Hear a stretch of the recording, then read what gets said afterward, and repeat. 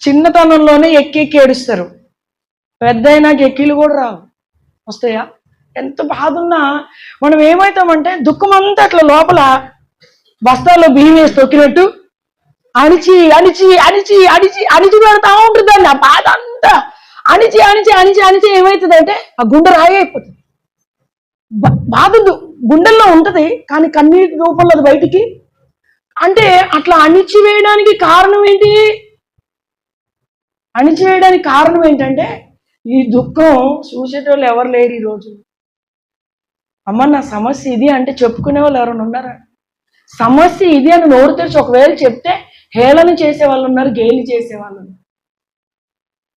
అంతే తప్ప అవునా అవునా అన్న, అవునా అక్క అని ఆదరించి ధైర్యపరిచే వాళ్ళు ఎవరు లే.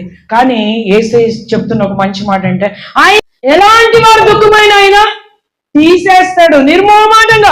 ఒకవేళ నువ్వు చెప్పుకోలేకపోయినా నీ హృదయంలో అలాగా అది కొన్ని సంవత్సరాల నుంచి ఆ దుఃఖాన్ని నువ్వు క్యారీ క్యారీ క్యారీ క్యారీ చేస్తా ఉన్నా కూడా, నువ్వు చెప్పకపోయినా, నువ్వు కన్నీరు కార్చకపోయినా కూడా ఆయన హృదయ అంతరంగపు లోతులు పరిశోధించి తెలుసుకునే దేవుడు కాబట్టి నువ్వు చెప్పకపోయినా నీ సమస్య పరిష్కారం ఇస్తాడు ఆయన. హల్లెలూయా.